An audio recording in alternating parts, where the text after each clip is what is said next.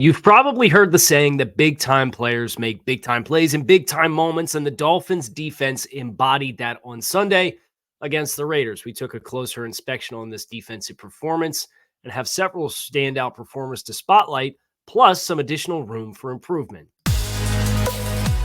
You are Locked On Dolphins, your daily Miami Dolphins podcast, part of the Locked On Podcast Network, your team every day.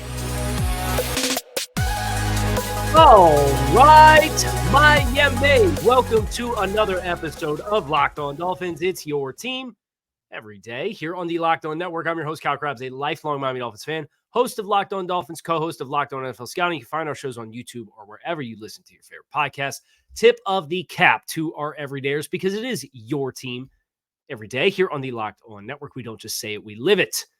Today's Tuesday, November 21st, 2023, and today's episode of Locked On Dolphins is brought to you by Gametime. Download the Gametime app, create an account, use code LOCKEDONNFL for $20 off your first purchase on last-minute tickets with the lowest prices guaranteed. We checked the tape, as I am known to do from time to time, hence why the handle is at Grinding the Tape on social media. And in checking the tape of the Dolphins' defensive performance against the Raiders, the biggest thing that stood out to me was there were several instances throughout the course of this football game where Miami needed a big play. And you're looking at the personnel that's out on the field, and you're really admiring like all of the high pedigree players that are out on the field at the same time. And each one of those guys seemingly had their moment in the sun where they made a big play for the Dolphins. You think about Bradley Chubb, former first-round pick, makes big play in the run game. Christian Wilkins makes a big play on 3rd and 1 the second half in the run game. Jalen Phillips has the 2 sacks and furthermore influences several other throws. Bradley Chubb also had a play in which he hits Aiden O'Connell with an uncovered defender underneath, and the Raiders backed up in their own territory on 3rd and 7 and forces an incompletion. You think about Jaylen Ramsey, former top 10 overall pick. 2 leaping interceptions. Lots of really high water moments from high investment players in this Dolphins defense. And that's exciting because that swagger of this Dolphins defense, it's starting to become pretty apparent. And that's going to happen when you come out and you post 296 yards of offense and 5 yards per drive. And the Raiders really racked up a significant amount of yardage late in the game when the Dolphins were committed to playing bend, don't break. It's going to happen when you are 4 of 16 on 3rd and 4th downs, which the Dolphins were, so 25% conversion rate on money downs for the Raiders offensively in this game. The Raiders rushed for 2 first downs, and one of them was an Aiden O'Connell scramble, or a quarterback sneak, I should say, on a short yardage situation. And I think 2nd down. So Miami, a lot of positive momentum, 2.3 yards per rush. 16 rush attempts, 36 yards. Raiders' lowest yards in a game since 2017. We went all over the numbers on the post game in the immediate aftermath of the show, and what was pretty well established was that the Dolphins defense did its thing and held the Raiders to 13 points, and the Dolphins win the football game. But when you see and you recollect, there's a 3rd and 1 off a turnover to start the second half, and Christian Wilkins swims across the face of right tackle Thayer Munford and then pinballs back down inside of Michael Mayer, who's trying to block him down on the combo, and beats a double team and gets penetration up into the backfield and contacts and gets a grasp on Josh Jacobs and is able to wrap him up and extend and string him out long enough for pursuit to come and force a run stuff on a 3rd and 1 near midfield. That's a big play and a big moment after a quick change. You think about Jaylen Ramsey, obviously the game ender, but even the first one where you get motion at the snap, so they end up pushing Jaylen Ramsey out. They're playing quarters coverage. Jaylen Ramsey is in a half turn, and he's getting depth, and the route breaks in, and there's pressure that's collapsing around Aiden O'Connell, and Jaylen Ramsey anticipates and reacts and drives and triggers on that throw, and maybe the throw was a little behind him, the receiver, because of the pressure. I also thought that Jerome Baker and his coverage underneath, if he would have tried to lead him, he probably could have thrown the interception to Jerome Baker. So he puts a spot in a place where the receiver doesn't work back to the ball. Jaylen Ramsey converts out of quarters coverage and drives and triggers and undercuts this throw and makes a diving interception. As the Dolphins are clinging to and protecting a small lead and looking to find momentum. All of these things are great embodiments of what I think this Dolphins defense can be when you consider the mantra of big-time players make big-time plays in big-time moments. And the Dolphins have a lot of big-time players. Like, you look at the pedigree of this unit. You can just go through the basic 11 that you have. And you've got Christian Wilkins, first-round pick. Bradley Chubb's a first-round pick. Jalen Phillips, first-round pick. Jaylen Ramsey's a first-round pick. Xavier Howard's a second-round pick. Javon Holland's a second-round pick. Right? You got a lot of dudes. Jerome Baker's a third-round pick. Deshaun Elliott, I believe, was a third-round pick when it was all said and done for himself as well. But I do want to – I hate getting stuff wrong. And I know when I'm talking off the cuff and I end up rambling, sometimes we miss these things. So let's not let it fall through the cracks. He was not a third-round pick. It's a late day 3 pick by the Baltimore Ravens. Shout out the Ravens and Ozzie Newsome. Between Deshaun Elliott and Zach Sealer, the Dolphins got themselves a couple nice players from that end-stage Ozzie Newsome era that are contributing and meaningful contributors to the Dolphins defense. But the pedigree for Miami, as the games get bigger and the stage gets larger, I think is something that's really going to be helpful for them. They have a primetime nationally televised game. I guess it's primetime, the only show in town on Friday this week. And, of course, the big news coming out of New York or New Jersey, the Jets are making a quarterback change, and that was revealed yesterday. Tim Boyle is going to be the starting quarterback. Trevor Siemian's going to be the backup quarterback. Zach Wilson has gone from the first-string quarterback, I guess technically the second-string quarterback because Aaron Rodgers is the first-string quarterback. He's been the starter, and he's going from the starter to the third string on a short week. I think that is an opportunity for this Dolphins defense to extend and continue, even if the offense doesn't put their best performance together yet again this upcoming Friday, because they are playing a very talented defense. Let's eliminate the negative plays that put the opposing team in scoring position, and you have yourself a position where, the Jets, the last 5 games, 244 yards of offense, 251 yards of offense, 270 yards of offense, 365 versus the Raiders, 155 versus the Bills, the banged-up Bills. The Dolphins are next, and they're averaging 260 yards allowed in the last 3 games defensively. So we'll talk a little bit about the dynamics of Tim Boyle in New York a little bit later on this show. We also have to talk about some areas that I think there's still some areas for growth. So for as good as it's been, as good as statistically you look at, 4 straight games with a turnover. You've got 1, 2, 3, 4, 5 of the last 6 games. You did not allow 300 yards of total offense.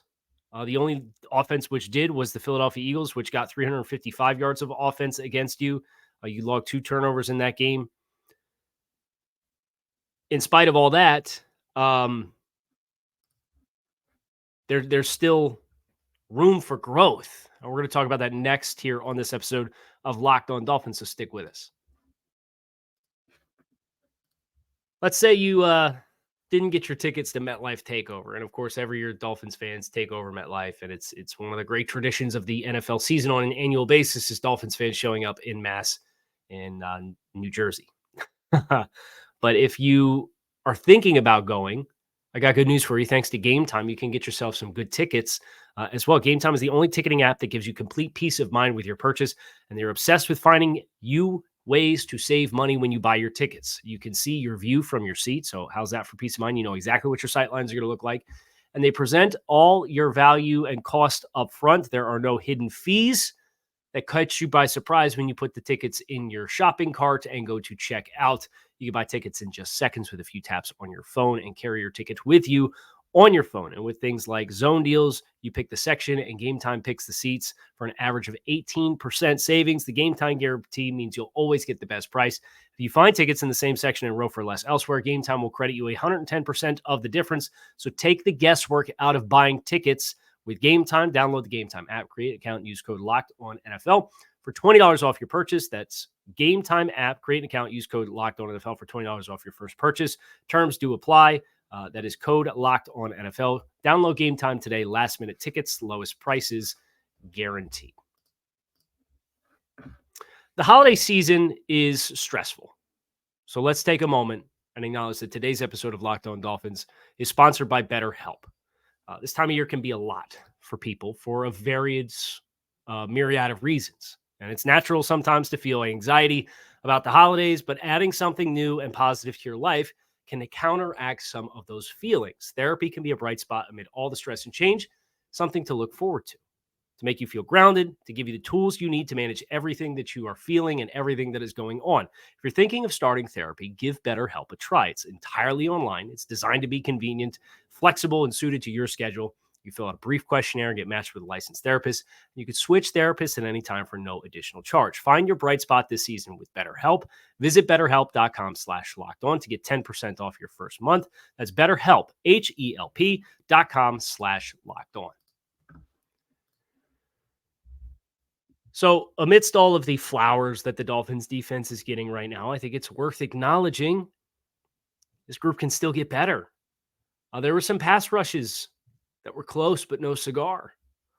Maybe a little bit better initial hand placement, maybe an earlier reaction with a club or a hump move, and you're getting more sacks. And the Dolphins logged 2 sacks of Aiden O'Connell. They also had the in-the-grasp interception on 4th down to Jalen Phillips. Speaking of big-time players making big-time plays in big-time moments, that counts. Absolutely. Phillips had 2 sacks and the interception, one of the stars of the game for the Dolphins defense. But I would also look to David Long. David Long has played some phenomenal football over the course of the past month and a half. I did not think David Long played a particularly good football game on Sunday against the Raiders. And case in point, you had some instances throughout the course of this football game where David Long was off the field in favor of Andrew Van Ginkel. From a snap count perspective, all of your usual suspects were all of the usual suspects. This is not a very big rotation for the Dolphins. You had players at 100%, you had 5. Javon Holland, Jaylen Ramsey, Xavier Howard, Deshaun Elliott, and Jerome Baker. Okay, so your core 4 secondary players in base and your green dot linebacker. Christian Wilkins played 95% of the snaps, 58 out of 61 snaps defensively. Zach Sealer played 54, that's 89%. Jalen Phillips played 54, that's 89%. Bradley Chubb played 52, that's 85%. These horses are horses right now, and the Dolphins are riding them. And they should, because they're your best players, and it's not close. Andrew Van Ginkel and Kader Kohou, respectively, 42 and 45 snaps. The one that stands out, Kader Kohou, 74% of the snaps at 45 of the defensive snaps. The one that stands out is Andrew Van Ginkel out-snapping David Long 42-28. And this dynamic is in place in large part because some of the nickel reps, David Long was off in favor of Andrew Van Ginkel. And maybe some of this was because this was a blue-collar, downhill, really physical run game. I thought you saw David Long have a couple of really nice run fits where he slices and beats a offensive lineman in the hole to get penetration and slash and then make a tackle on Josh Jacobs. But those plays were also transposed against some in the phone booth reps where Long is trying to be physical and he's trying to fire downhill and he's getting knocked off his spot or he's losing his footing or he's getting swallowed up at the point of attack. And for as physical as he is, at the end of the day, he is a smaller player. As far as linebackers go, this is a player who's playing in the 220s. He's listed on the roster at 227. Not a big player. You contrast that to Andrew Van Ginkel at 242. It's about a 15-pound difference. And I remember you go back to week 1 against the Chargers, and everybody's asking, why is David Long off the field in favor of Andrew Van Ginkel in these nickel reps? And you've seen it intermittently throughout the course of the season, and I think Andrew Van Ginkel could be a nice rotational player there. But if David Long is going to struggle against phone booth run game offenses, it's something to be aware of, and you hope he can continue to find leverage and anchor and play with control, but also play with the violence that makes him a great player. because this defense is definitively better when David Long is firing on all cylinders. There's no question about that. Dolphins sorely missed him down the stretch against Philadelphia. By the way, shout out to the Eagles. They knocked off the Kansas City Chiefs last night in Arrowhead on Monday Night Football to drop the Chiefs to 7-3 and back into a tie, although they do have a tiebreaker with the Dolphins in the AFC Conference standings. There's 7 games left to play for Miami. They're a half a game behind the Baltimore Ravens with a head-to-head left on the schedule for the 1 seed in the AFC. Jacksonville lost to Kansas City 7-3. Miami lost to Kansas City 7-3. I also have the Cleveland Browns sitting at 7-3, but they've lost Deshaun Watson for the season. They have a fifth round rookie quarterback starting in Dorian Thompson-Robinson. They scored 13 points against Pittsburgh. You have to think they're going to fall off the pace a little bit. Miami's got a really enticing 4-game stretch here to make a run before the challenging close with Dallas, Baltimore, and Buffalo. We're all over the map here. But there's so much like this time of year, it's like rubber's really meeting the road. There's so much that you got to process. But I say all that to say, I'd like to think David Long, if you're just going to line up and play big boy football against the Dolphins, David Long can continue to progress to the point where he's not mitigated so easily. Not to say easily mitigated, but his impact is marginalized the way that it felt like it was. And I'll say this too for David Long. I thought some of the pass coverage reps, some wasted space, maybe didn't see this game particularly well for whatever reason. Maybe it was the conflict of, hey, I really got to get down in there and be physical with these guys if they run the ball. And then they don't run the ball and now you're in recovery mode. I don't know.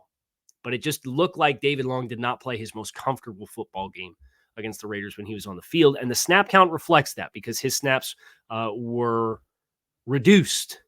And that 46% snap count, you cross-reference that versus a 67% snap count throughout the course of the entire season and acknowledge that he played a handful of snaps in week 1 and he missed the final 20 minutes against Philadelphia. And you are just a little aware that that's not the expectation we've come to have for David Long. It's the fewest snaps he's taken in a game, including the Philadelphia game on which he left and only played 37 snaps, which was 51%. It's the fewest snaps he's played in a game since week 1. 17, 62, 36, 54, 66, 51, 37, 47, 46, 28. He's about an 80% player when he's healthy, except for the first game and this most recent game. So that's something to watch. And then obviously Andrew Van Ginkel becomes less of a chess piece if he's stepping into some of those nickel reps as just a linebacker with primary responsibilities. I thought you saw Andrew Van Ginkel do a pretty good job of that. He's been kind of hit or miss. Obviously, it's understandable. He's transitioned to this. It's still new to him. So maybe that's an exciting extra layer as he continues to stack experience. But I would also say, David Long and hopefully finding a way to keep him on the field for 80, 85, 90% of the snaps defensively for the Dolphins. I think it's a better unit so long as he sees the field appropriately against teams that want a big boy. And the Raiders have a big offensive line. But this was a little bit of an outlier. Now we're going to talk about the Jets next here on this episode of Locked On Dolphins. It is New York Jets Hate Week. I feel comfortable saying this at 18 and a half minutes in because any Jets fans that come tinkering in looking for some smack to talk, they probably make it 18 minutes in. So welcome to New York Jets Hate Week. We're putting a bow on Week 11 versus the Raiders here on this episode of Locked On Dolphins. Stick with us. One thing that we do know for sure is the line for this game on Friday has moved, courtesy of the news that Tim Boyle will be the starting quarterback for the New York Jets. Want you to score early this season with FanDuel, America's #1 sportsbook. Right now, new customers can get $150 in bonus bets when winning a $5 money line bet. So if you think the Dolphins are going to beat the Jets on Black Friday and you have not taken up this offer yet, I don't know what to tell you. Now is the time. It's $150 if your team wins. If you've been thinking about joining FanDuel, there is no better time to get in on the action than right now. The app is super easy to use. There's a wide range of betting options, including spreads. Dolphins up to 9.5 last I saw on the FanDuel Sportsbook. Player props, over-unders, and more. So visit FanDuel.com/lockedon to kick off the NFL season with FanDuel, official partner of the NFL. Dolphins, Jets, Tim Boyle. This is just worth acknowledging as we talk about this Dolphins defense off of the performance against the Raiders. One of my favorite things from the Dolphins Raiders group of reps that we had a chance to collect was one of the Dolphins pass rush packages. Had Andrew Vigil on the outside, had Jalen Phillips lined up in a 3 technique, had Christian Wilkins lined up over top of the center, and then had Bradley Chubb as the other pass rusher.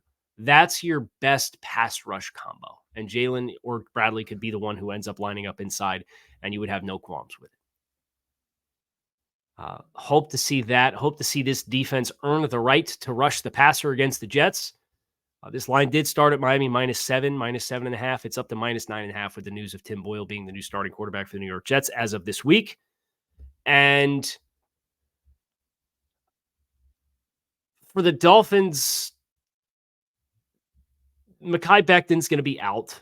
He suffered an ankle sprain against the Bills. So that's another, it's going to be 4th-round rookie Carter Warren out of University of Pittsburgh. It's going to be the starting tackle, the other starting tackle. And that's important to note because, when we were doing the draft experience back in March and April, and I was doing seemingly 3 shows a day, spotlighting individual player prospects and their fit with the Dolphins, that was a player that we spotlighted, Carter Warren.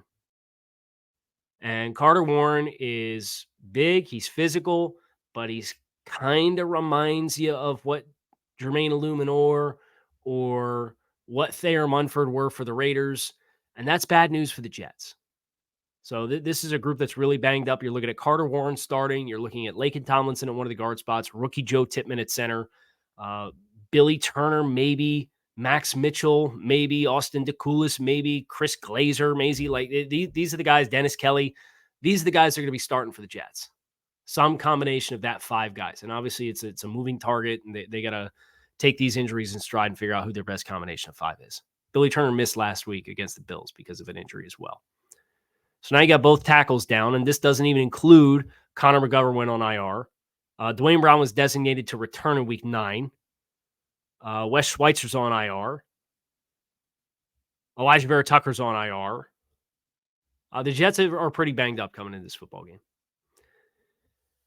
You earn the right to rush the passer in this group, in this game, against Tim Boyle as the starting quarterback. And I think it profiles even more favorably than what the Raiders matchup did as far as individual matchups on the offensive line. We'll talk about this. We obviously have the crossover Thursday, which will come on Thursday on Thanksgiving with Locked On Jets. And we will kind of give you an update on the Jets season as a whole as they sit this season, where it kind of feels like they're throwing stuff against the wall just to see if something's going to stick. We have Hard Knocks tonight for the Dolphins, obviously on HBO to look forward to as well. So we got a lot of ground to cover, but it's just my thoughts in looking at the Jets with Tim Boyle, whose track record as an NFL quarterback is not good. You're going to have to come out and you're going to have to execute. But this, while it adds a layer of mystery and intrigue and unknown to this game, you look at what they have up front and you look at the performance that the Dolphins had against arguably a comparable group, and your expectations should be similar. The run game effort should be just as good. And I know Breece Hall's a really explosive player, and all it takes is one play to flip that script. But Josh Jacobs had 36 yards. If you tackle well, and Breece Hall's more explosive than Josh Jacobs, but I'd say Jacobs is more powerful, it should put you in a position to really dictate terms and squeeze and compress this Jets offense and put you in a great position to hopefully move to 8-3. We'll talk about those dynamics and react to Hard Knocks with our next episode of Locked On Dolphins, which will be coming out tomorrow on Wednesday. I am Kyle Krabs, your host here on Locked On Dolphins. You can find us on YouTube or wherever you listen to your favorite podcasts. Appreciate you guys checking out the show. Make it a great rest of your day. I'm out of here. Fins up.